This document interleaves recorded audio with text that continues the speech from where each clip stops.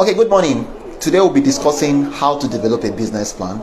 I have some few students which I am supervising from COSTECH, Conference University of Science and Technology, and I'm supposed to guide them in developing a business plan. At the end of the day, we hope that the university is going to support them with registering their new business and also possibly give them a seed fund to help them start and grow their business. So what I'm trying to do here today is to provide a modified template, a simplified form of creating a business plan in a simple form. Feel free to modify the way you want to do, but at the skeletal level, this is what you'll be requiring in your business plan. Now, I have given the students a document. Now, this document is like a template. However, because you are live there, you don't have the document. I have some index card that have part of the content of the template I have provided for them, so you are not going to be left out. I'll be reading out some of the things in the template, which is also going to guide you to follow through. By the way, always feel free to come back if you have any questions. Drop your questions in the comment section. All right, so David, your first information on your template is project title. Project title. So at this project title level, every project should have a title. So what am I trying to say? Your business plan is supposed to have a title. Now this title could be the name of the project itself. It could be a description of what exactly you want to do. So like in your own case, now I'm going to give you an example.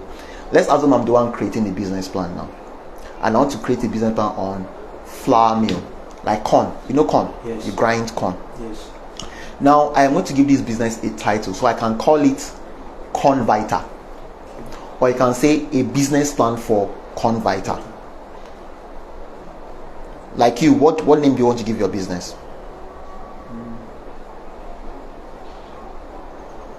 Young producer. Good. So you can call it Young Producers Business Plan. So that's the name of your business now. So the title of your business is Young Producer Business Plan. So for the sake of this class, we are going to be talking about Conviter. So whatever it is, just change the name from Conviter to whatever you want to call your business. Then maybe you can add a little bit of information. A business plan for Conviter, a flour mill business. So that is for project title. So in the template you'll be seeing project title. You can ask for the template, I might send it to you. So after you've given your business a title, the next thing is executive summary. Now executive summary is actually the first page of your business plan, but this part is supposed to be written at the end. Do you understand me? Now you can see it coming as number 1 or maybe number 2 in sequence, but it comes after you have developed your business plan. So it's a summary of what is inside your business plan, and you should try a little bit between 100 to 150 words. In some cases they'll say it should not be more than 1 page. So you need an executive summary. Now when to come back to executive summary at the end of the day, if I forget, make sure you remind me, because the executive summary is supposed to be written after you have developed your business plan. So that is executive summary. So in the template you'll be seeing executive summary. Now the next thing you'll be seeing on the template is entrepreneurial motivation. Now entrepreneurial motivation, actually what we are seeing here is this: what motivated you to decide to start this business? Now you say you want to be a yam producer. What motivated you to become a yam producer? Do you have any idea? I want to be selling to people who need the items. Do you have people do what? Who need the items. Okay. So you are trying to, I'm happy you said you want to sell yam to help people. So you are motivated by your desire to help people, maybe to feed people. Yes. So that's a nice motivation. So different people have different motivation to start yam business. Some people are motivated by money. So you can start your business because you want to make profits. So you can be profit motivated. Then you can start your business because you want to help people achieve a particular goal. Now, as you are helping people, that doesn't mean you should not make profit. So you have to tell us in the entrepreneurial motivation slide, that part, what encouraged you to start the business. Now, this particular information is important because if you are not encouraged to start something, you will not want to stay in it. Yes. You understand what I'm talking about? Yes. Very good. So you not want to stay in it. So you have to tell us why you are motivated to start your yam business. In my own case, I'm giving an example with corn flour. Yes. All right. So the next slide you'll be seeing in the template is strategies and competitive advantage. Strategies and competitive advantage. Now, a strategy is something that you will do so that you can easily achieve your goal. I like giving example with football. Do you play football? Yes. Very good. So for people that play football, you see that they have a formation. Yes. What formation do you know? We have 4-2-3-1. 4-2-3-1. 4-4-2. 4-4-2.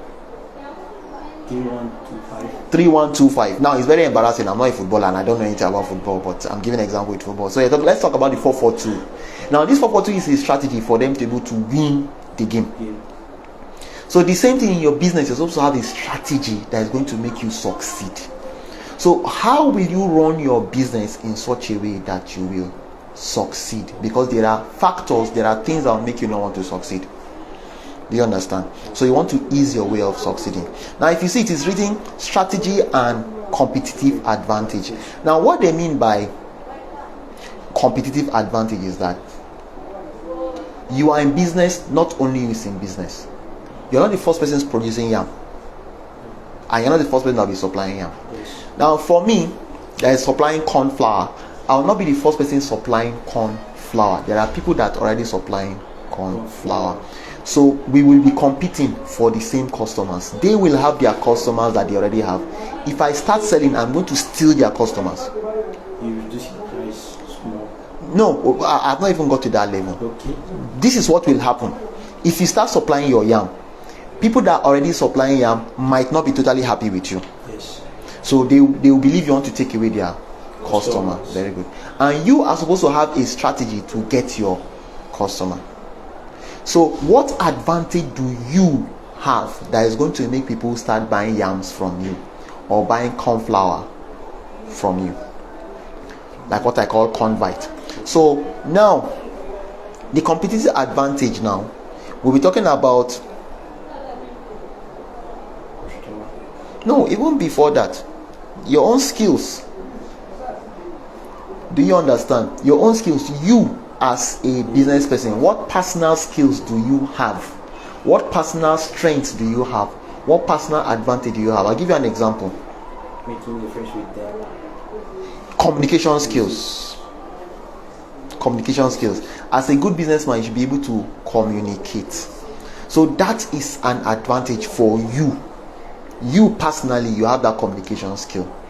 Another thing again is persuasive skill. How can you persuade people to leave Mr. A and come to you to buy your yam or corn vita in the example that I am giving? That's your competitive advantage, and that's what is meant by competitive advantage in that slide. So you should tell us, what is your competitive advantage? Okay. Competitive advantage, making a customer to be happy when he comes to buy something from you, giving them a smile face, not to hug your face. Very good. Slow voice. Very good. Sweet voice. Very good. Very good. Very good. You see, I like what you're saying now. So you know how to approach customers. You talk nicely to them. You're always smiling. So that is a good sales skill. So it means you are very good in selling. So when you start your business, it's possible you are going to be in the sales department because that is your strength. That's your competitive advantage. Now apart from that, we'll be looking, you'll also be seeing a segment in the template where they talk about customer segment. Now at customer segment level, before you start your business, you should be able to tell us, are there enough customers to buy your product? If you are going to start a business in yams and there are not enough customers to buy your product, you are in trouble. So let's assume you have 5,000 units of yam, but you only have 5 people these 5 people might not be able to buy these 5,000 units of your yam. But if these 5 people can buy these 5,000 units of your yam, fine. Do you understand? Sometimes maybe one person can buy the 5,000 units, but the number of people that are available in your market, are they able to buy what you are providing for them? So in some markets you might find that you have 100,000 people that can buy your product. Yes. Give me an example of a product that I think a lot of people can buy. Cassava, especially in Nigeria, a lot of people consume cassava. In Kogi State, a lot of people consume cassava. So that's fantastic. So you now yams, a lot of people like yams. Yes. So maybe they can compete with cassava. Maybe. So we're looking at in the markets now, the people you want to sell to. You have to give an estimate. You have to give us a figure now. Are there about 10,000 people out there that are looking out to that you can sell to? Are there about 200,000 people that are out there that you can sell to? Give us a figure. Do you understand what I'm talking about? So you can do your research to find out how many people are out there that can buy your yam. Just do a rough research. Now your estimation might be wrong, but try as much as possible to be closer to the truth. What do I mean? If you come and tell me now that there are 100,000 people that can buy your yam in Kogi State, and maybe actually there are only 50 people, you are in trouble because you are lying to yourself. Yes. Do you understand what I'm talking about? Yes. Good. So you have to find out, do you actually have that much kind of people? If you don't have, how can you gather the number of people that will be sufficient for you to buy your product, the number of people that you can serve? Now another interesting part of this customer segment is this: who are your customers? Now many times when people see this question, who are your customers, they don't understand. Like you, when I say who are your customers, what do you understand? What do you think I could be talking about? People that buy your products. People that buy your product. But that is not enough. What more about them do you know? How they buy food, how to buy the items. How they buy the items. Okay. In the usual way. The usual way. Okay, now you're talking about customer journey. We have not got into that level yet. So, do you have a bank account? Yes. Did you open your bank with OPay or with a real physical bank? OPay. Now, normally when you go to a real physical bank, I don't want to mention names of bank because it will be as if I'm advertising for them. But let's say you're going to a real physical bank. That's what they call KYC. Know your customer. That's the meaning of KYC. Now, in KYC, there are information about you that your bank wants to know. They want to know your family status. Are you married? Are you single? They want to know. So you as a business person are supposed to know expected to know the family status of your customer. They want to know your income level. That's why you see they will ask you, how much are you expecting in your account? Sometimes they'll ask you, like in your open, and they may ask you a limit. Are you expecting up to 1 million naira, 100,000? Yes, they are trying to know you better. Do you understand? They also want to know your gender, whether a male or a female. Did you take notes? Yes. They want to know your age. They'll ask you your age. Now, I don't know about religion, but in some businesses, they ask you about religion. Very good. So they want to know whether a Muslim or a Christian or something else. Now, they want to know your occupation. You get what I'm talking about? Now, they want to know your location, your address. The streets. Very good. They want to know your streets. They want to know your level of education. Whether you did primary school, secondary school, university. You get what I'm talking about? Yes. But even you as a yam seller, it's good you know these things. These things is what they call demographics. Now you're supposed to know this information about your customer. Now you're supposed to go out and find out. To investigate. Now in your case now, you might tell me, I have not started my business. So how am I supposed to know this thing?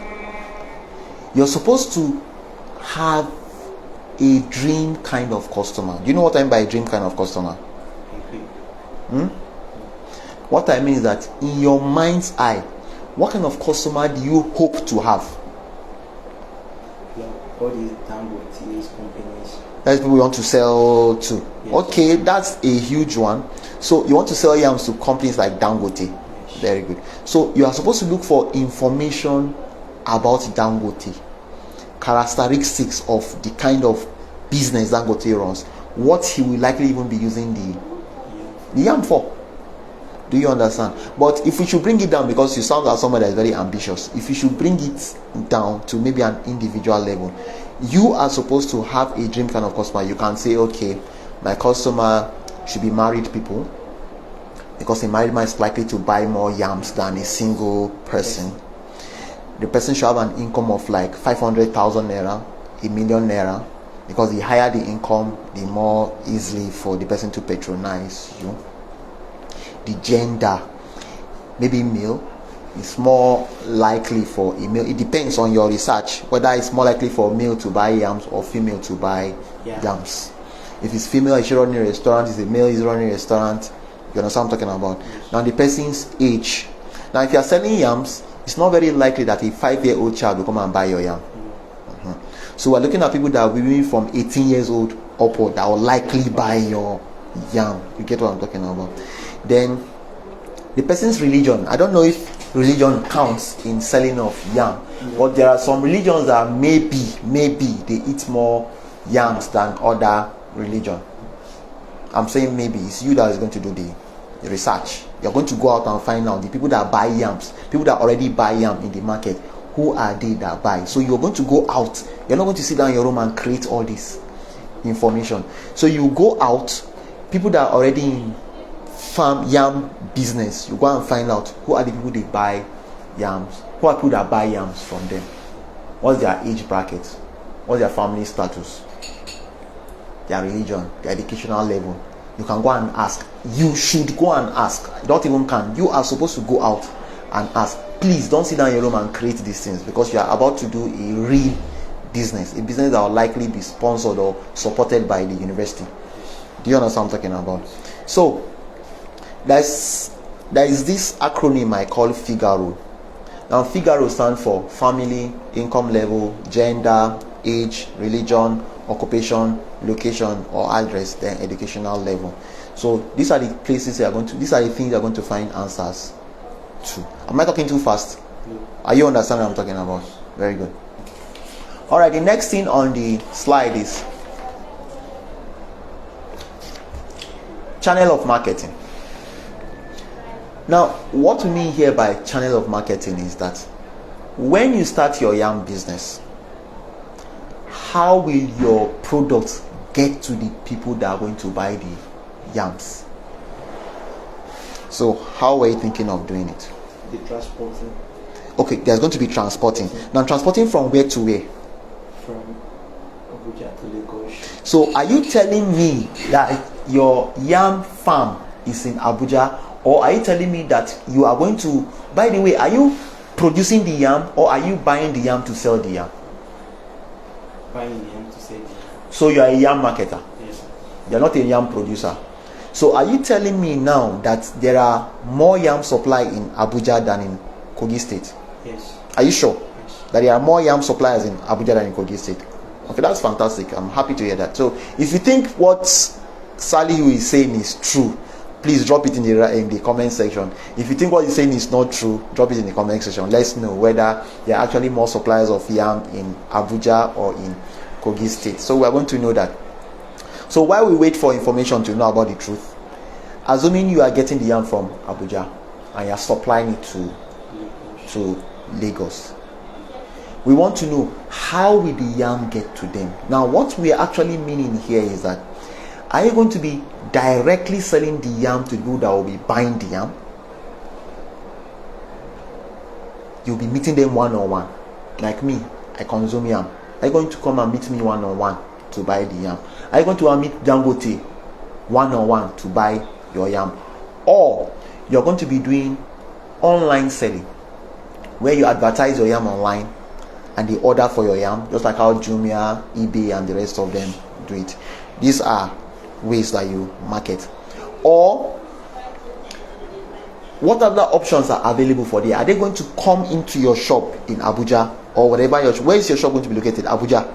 Yes. Very good. So are people going to come into your shop to buy the yam, or they will order for the yam and you will supply it to them, or there will be a logistic company that when somebody orders for your yam, the logistic company pack the yam and supplies it to them?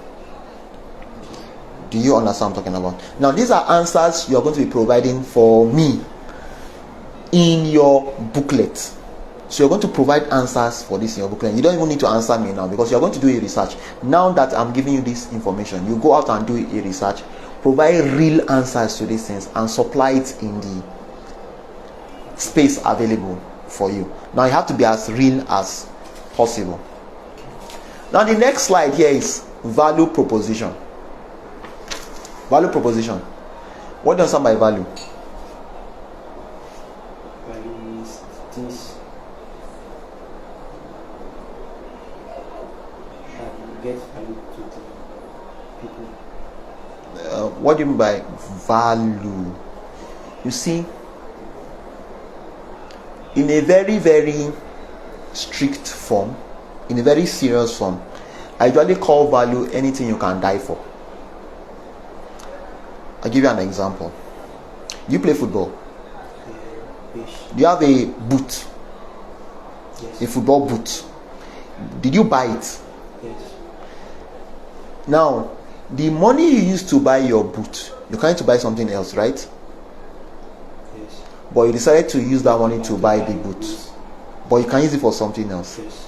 Now, you, in your mind, the boot means more to you than what else you'd have used the money for. For instance, you can decide to use the money to buy a bottle of Coke, meat pie, shawarma, suya, anything. But to you, your football boot is more valuable to you. It's more worthy for you to have than eating suya or buying Coke. Do you understand? Yes. So in your case now, there are many people that sell yam. So why are people going to buy yam from you? Now, you don't need to provide the answer for me now. You're going to do a research. You provide the answer for me later. The answer I'm expecting from you is that you should be able to convince me that there are people that value the type of yam you are buying. So what is it that is special about your yam that will make me leave Hajia Talatu and come and buy from you, Salim? Do you understand what I'm talking about? So what are you giving me? What problem do I have with the other person or with the other yam I'm buying that you are trying to solve by giving me your own yam? Or else, if you bring your yam, I might not buy from you. So that's value proposition. Now, if that yam is that special, you should be able to attract more people to buy from you. So that's value proposition. So now, when you're talking about value, when we're talking about value, it is nice for you to differentiate it from the product itself. Let me explain. I'm going to use your football boot before I talk about yam. Your football boot, you bought a football boot to protect your foot. Yes. Is it not true? Yes. So it means if there was any other thing that can protect your foot apart from the football boot, you will use it. Because the major reason why you bought your football boot is to protect your foot or your feet when you are playing football. Do you understand what I'm talking about? Yes. In this case, it means the value you are proposing is foot protection. I have not talked about the shoe yet too. Do you understand what I'm talking about? Yes. I have not talked about the shoe yet. Yes. I am talking about what you will enjoy if you buy the boot. Let's come back to your yam, and I'm giving you an example. I am not going to talk about the yam yet. I am going to talk about what I will enjoy if I use your product. I don't know whether it's a yam or a chicken. So you can say that if somebody consumes your product, the person is going to feel stronger. The person will feel stronger. So your value proposition is strength. Do you understand? You are proposing strength for somebody that consumes your product. Then you will now tell us what is the product that is going to give me strength. Is Salihu yams. So if you look at here, they said, what type of product or service will you offer to satisfy needs? What type of product or service will you provide? So you will provide Salihu yams. If you don't understand what I'm saying, I can repeat it again. You see, when you say value, is different from the product, but the product, the value can be in the product. I talked about your shoe. Yes. Your football shoe. I am telling you now that one of the reasons, or you are telling me that one of the reasons why you have your football boot is to protect your leg when you are playing football. And I'm telling you that if I can provide something else that will protect your leg apart from the foot, apart from the boot, you will buy it now. Yes. Because especially if it does the protection better. Do you understand? If it provides the protection better than the boot you are buying, you are going to buy the product. So I am not even talking about the physical boot itself. I'm talking about what you will enjoy if you use my product. Strength. Good. So now the strength I mentioned is for your own product. I've not mentioned yam yet. Take note, I've not mentioned yam yet. You will come and meet Dangote and tell him that I have a product for you that if you use, if you consume, you are going to gain strength. So your value proposition is strength.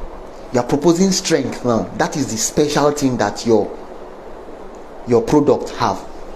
I'll now ask you, what is it? You can now mention the product. And what is the product? Salihu yams. Salihu yams, not yam production. Salihu yam. The product is Salihu yams. That's your yam. That's the product.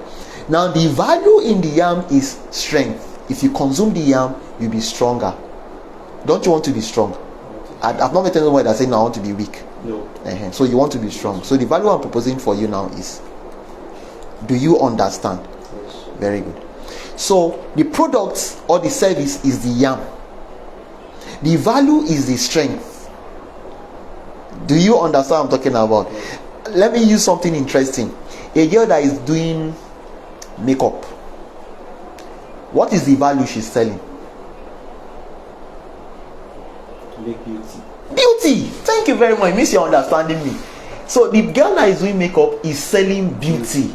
The product or the service is the makeup she's doing for you. So if she can make you beautiful without rubbing powder and any oil on your face, fine. If I can just do and you become beautiful, I've done my work. Yes. So it's not compulsory that I rub something on your face. You understand what I'm talking about? That? Yes. Very good. So that is it. There's a difference between the value and the product itself. Thank you very much. I'm happy you got that part. So now the next thing you'll be seeing on the template is key production activities. The key production activities. Now the key production activities is saying, the answer we want you to give us there is that now you have started Salihu yams. What are the things that must happen for you to get the yam? Mind you, you have told me that you're not the one producing the yam. So what are the things that must happen for you to have yam available to supply to people that want strength by eating your yam?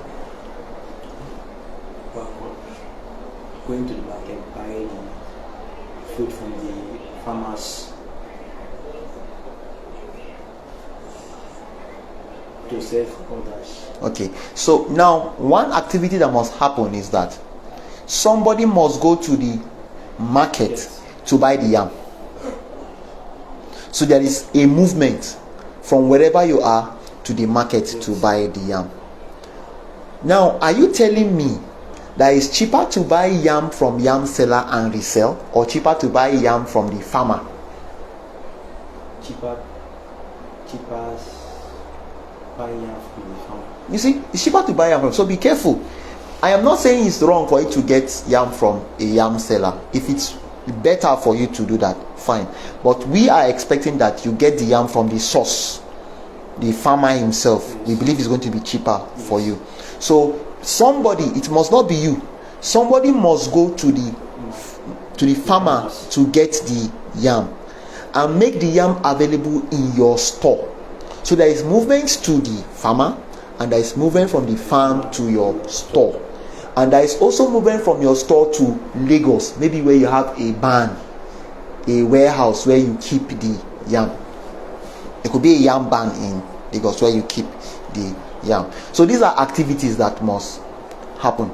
Do you understand what I'm talking about? So you're supposed to give us in details what and what will need to happen before your yam gets to the person in Lagos.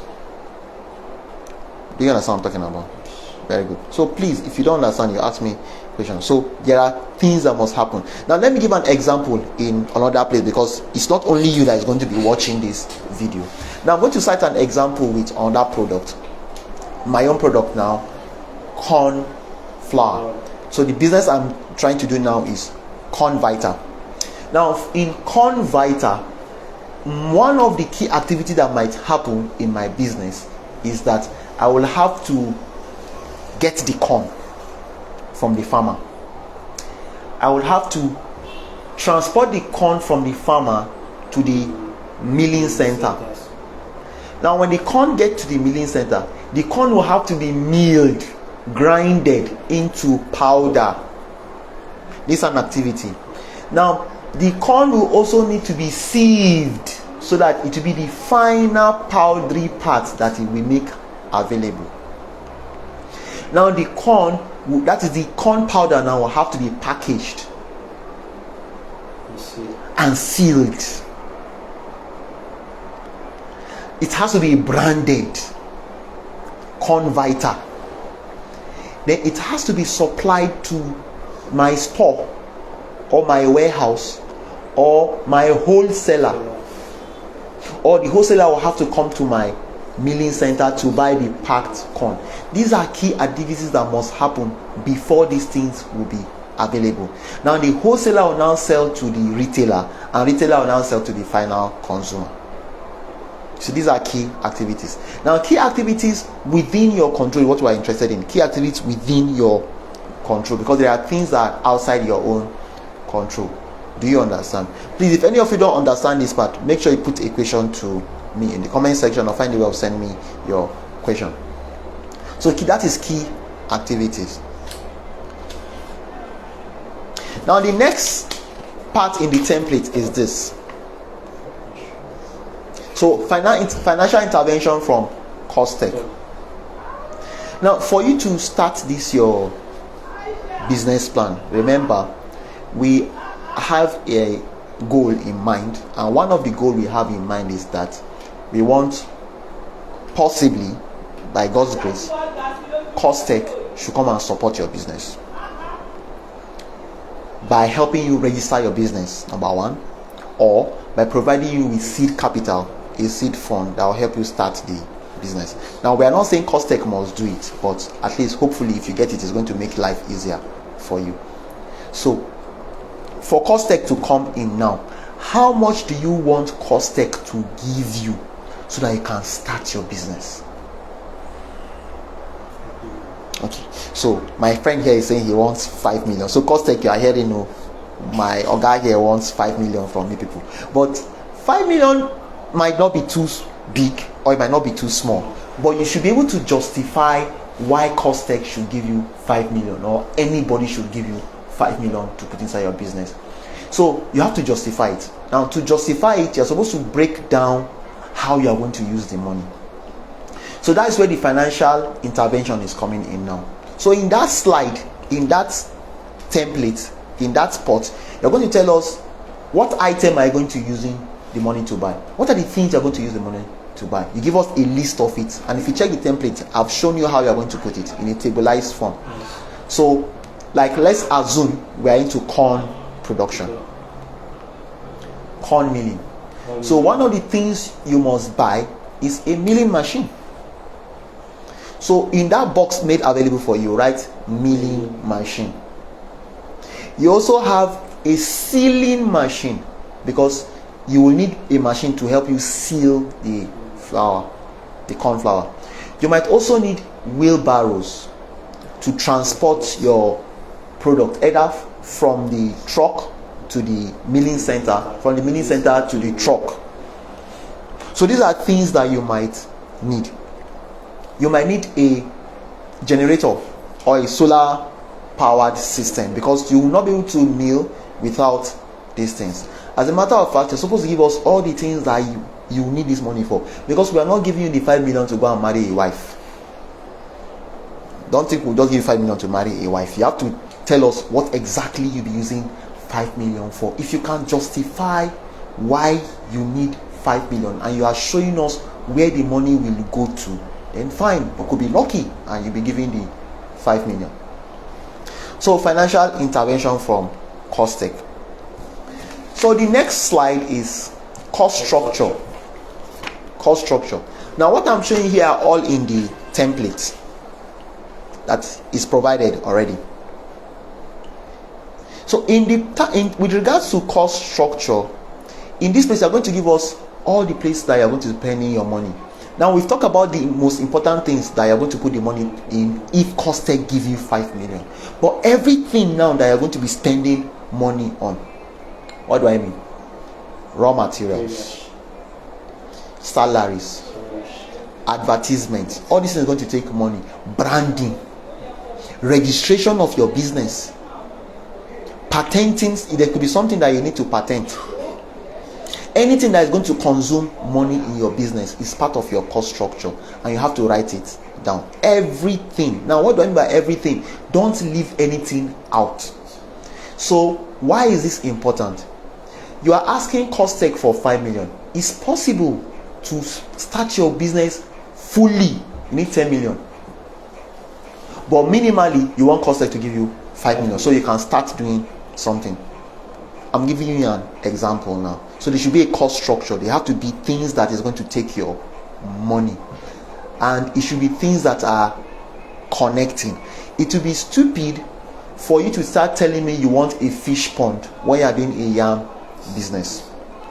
So if I'm checking your cost structure and I see fish pond, I'll be like, okay, what's up? What's happening here? Make sure it is things that actually count. In your cost structure now, if you now want to tell me private car, you see, it's not making sense to me. I just know that this is not a serious person. So in your cost structure, it will be things that actually count, things that are actually going to make your business a success, the full amount of things that you need. So revenue stream is the next thing you'll be seeing on the slide. What do we mean? What do you understand by revenue stream?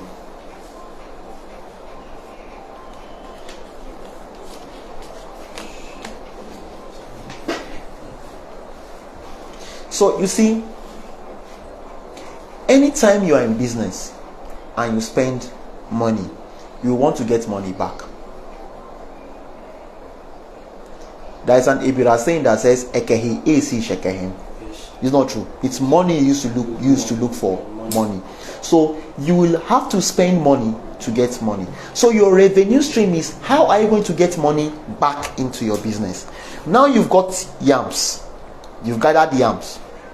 How do you want to make money from your yams? In your own case, you have to sell them to the kind of customers you want to sell them to. So in my own case now, I'm talking about Conviter now. So with Conviter now, I'll make money from selling my corn, the corn flour now. Now when I sell the corn flour, I expect people to pay me, right? Now there are also other ways I can make money from corn flour. I can help other people grind their own corn. So it's not necessarily that it's only my corn that I'm grinding. So that when people pay me for the service of grinding their own corn, it's a revenue stream. A very good example I'll give you is, you know, bread house, people that make bread. Do you know that they also pay them for mixing flour? Yes. Apart from the bread that they sell, they pay them for mixing flour. So that's also part of your revenue.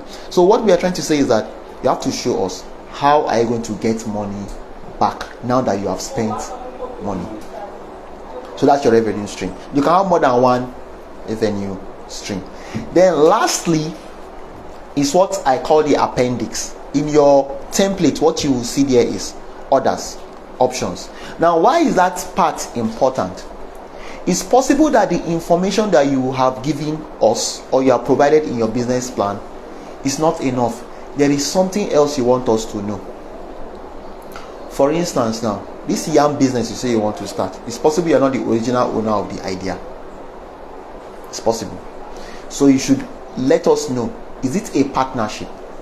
Is it that you're not the original owner of the business, that there is a partnership, you and somebody is going to partner? Maybe you and Bashir, you and anybody. Is it possible that there is a money you're supposed to pay somewhere, there is a legal problem, there is a court case that you need to address so that you can legally be in the business? Is there a standard that you're supposed to meet? Do you understand? Is there a loan you've taken in the past before that might affect this business? Is the business patented? You know what I mean by patent, pa? Is the business patented? Any other information that you think we will need to know that want to support your business, you have to let us know. Now, this information I have given you is like a skeletal form for your business plan. What do I mean by skeletal form? It functions as its business plan by the time you put it together as your book form.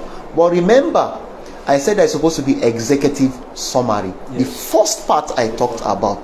So your executive summary is like a summary of all the information you have provided. That's why I said you do it last. So your summary can look like this. Corn Vita is a corn meal producing center where we provide corn that makes you healthy and strong. It is a partnership located in Kogi State. Do you understand what I'm talking about? You now talk about the amount of money you require to run the Corn Vita. That is total money you need to require the Corn Vita. If there is space for that, and the kind of amount of revenue you expect to generate from Corn Vita. So Corn Vita will require 5 million naira to start off, and by the end of the year of its starting, we expect to have a revenue of 8 million naira, and over the period of 10 years we expect to generate a revenue of 80 million naira. Now what I'm just saying is hypothetical, it mustn't be true, but I'm just giving an idea of what it should be. So if somebody carries your business plan and they are reading the first page will be having the executive summary. Without going through everything in the book, I should be able to tell this is what your business is all about. Your business is Corn Vita. It's a partnership. You require 5 million naira to start. In the first year, be realizing 8 million naira. In the next 5 to 10 years, you're expecting 80 million naira. Your business is located in Kogi State, maybe in Osara, or in Abubu, or in Okini. Everything should be in the summary, and your summary should not be more than 1 page. If possible, you can limit it to 150 words. Do you understand me? Yes. Any questions? Ask me any question.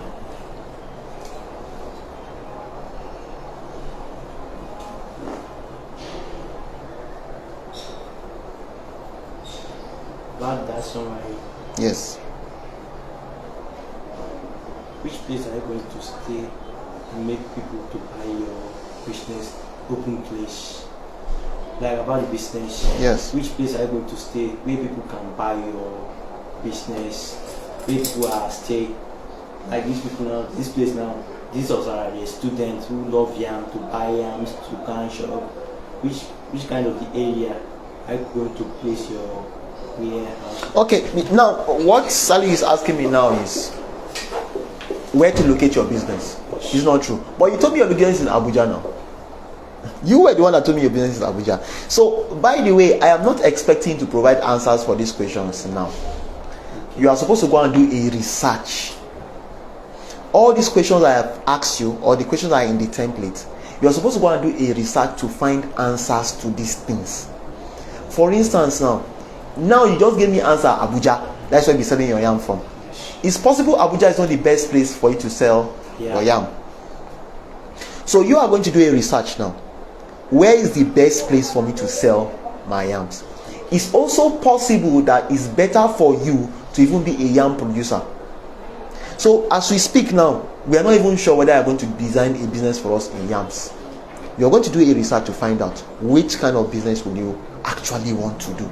So what we are doing now is just hypothetical. What I mean by hypothetical, it's not real.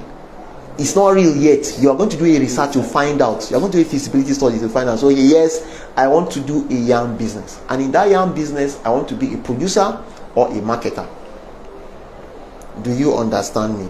So you'll be providing the answers in your strategy. Remember, we have a place called marketing strategy.